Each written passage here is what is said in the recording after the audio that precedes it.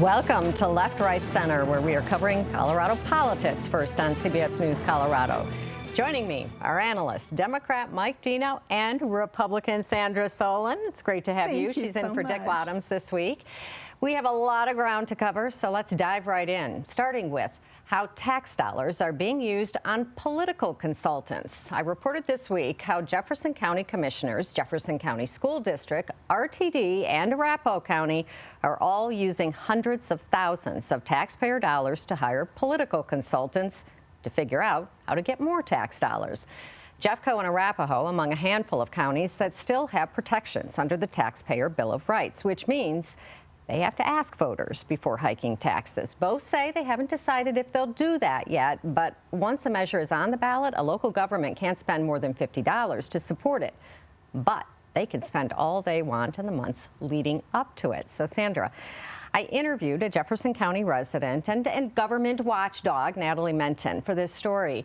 And she says it is clear from the contracts with these consultants that they're running political campaigns here on the public dime. You know, even if this is legal, which it is, it just doesn't seem right. Yeah, indeed. I think public appearances matter. And when you're trying to build trust with your community, that's something to really be taken into consideration. Certainly a lead up and a compelling story about the need for revenue it needs to be told, but probably needs to start with the community, and perhaps there's others in the private sector who could be elevating that and retaining those very same political consultants for that purpose. But on the public dime, that's a little troubling.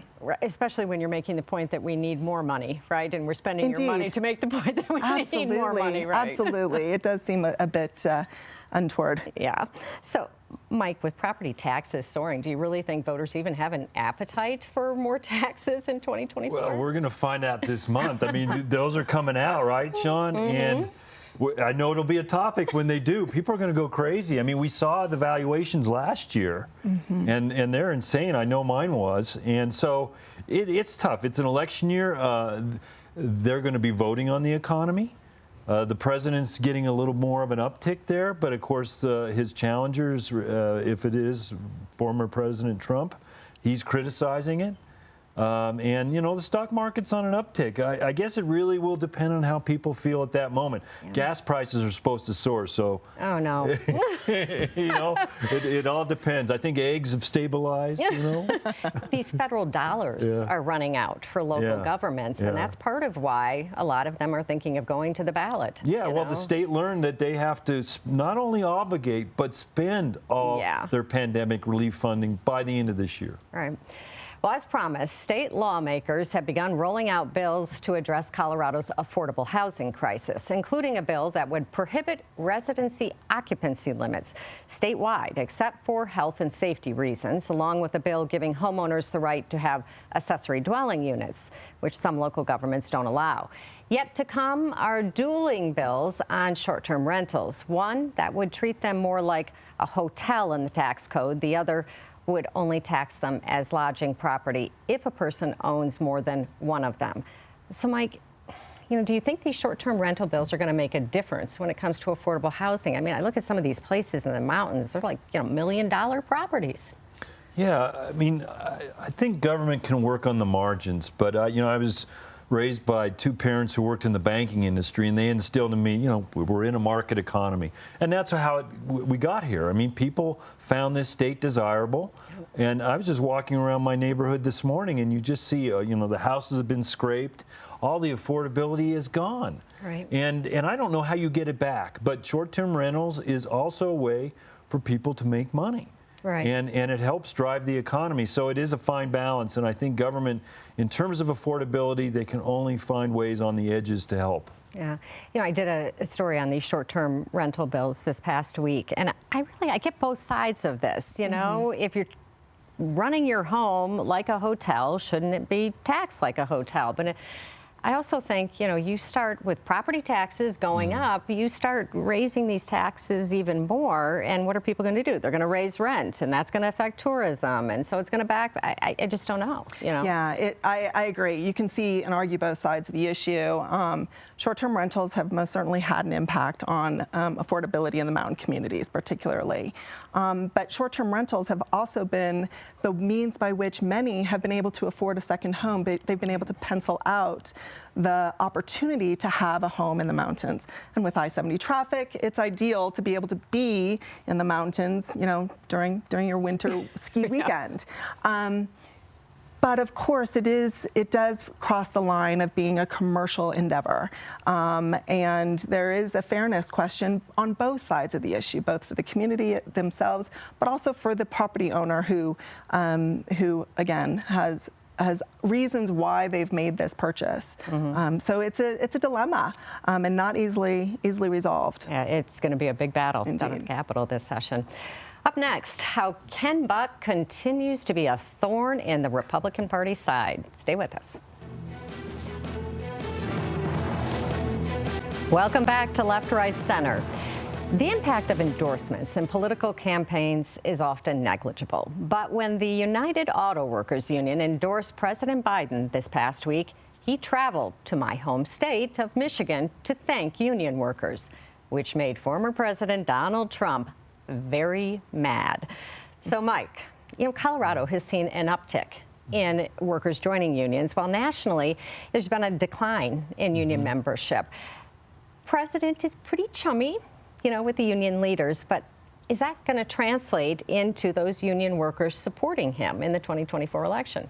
That's been a dilemma for Democrats, I think, in the last several cycles. So we've seen union leadership be mostly supportive of Democratic candidates, but their rank and file has spoken out and say, we're not necessarily aligned with them. And I think that will be, part of convincing voters at large that, he's doing a lot for the economy, which we've talked about. Colorado has seen an uptick, but we're still about 3 percentage points lower than the national average for unions. But nonetheless, I do think that Colorado, as we've been talking about, there's been some legislation that in the public sector has allowed that to grow. So we'll see more of that. Right. Sandra, Trump said that the UAW president didn't have a clue. So, did Trump even have a chance of getting this endorsement? Biden walked the picket line with these workers. Right. No, there's under no scenario where Trump would have gotten the endorsement of the national UAW. But Trump, of course, loves to insult anyone and everyone. So no, that was never a viable option for him. It was never on the table. Certainly, to Mike's point, there will be a number of union members who do support Trump, but that doesn't translate to a national endorsement. No. Well, Colorado Congressman Ken Buck is breaking ranks with his party again. He says he will not vote to impeach Homeland Security Secretary Alejandro Mayorkas. Republicans pushing the impeachment vote accuse Mayorkas of willfully disregarding federal immigration laws and breaching the public trust. Buck and others, including the Wall Street Journal, say that doesn't meet the high crimes and misdemeanors threshold for impeachment. So, Sandra, Republican Congressman Tom McClintock raised, I thought, an important point. He said, the next time that Democrats are in control, they're going to try and impeach Republican cabinet members or even conservative Supreme Court justices. This could really backfire on them. I completely agree. And this tit for tat that we've continued to, the building effect, will only come and serve to bite the Republicans. Any redefinition of impeachment will only serve to focus attention at the next Republican administration, the Supreme Court. So I completely concur with his comments. Yeah. Mike, even if Republicans manage to get the votes in the House to impeach him, it's going nowhere in the Senate. I think still this highlights what a mess this border is. How big of a role do you think this is going to play in the 2024 election? Well, we've talked about it is the top issue right now when it's polled. Number two, the Republicans don't want the president to have a win, and so they've been holding up a deal that would send more money for border security. I thought the president did a smart thing at right around the holidays. He did send a contingent of high-level officials led by Secretary of State Blinken to Mexico to work with their president. The challenge is for the Biden administration is to really put a good partnership together with Mexico, and we have seen a decline at the border because Mexico is stopping people from coming through the country to get to the border, and that is a big part of this. If they can keep people from coming through their country to get to the border, it will slow people coming over our border. All right. Well, thanks for joining us for this installment of Left, Right, Center. We'll see you next week.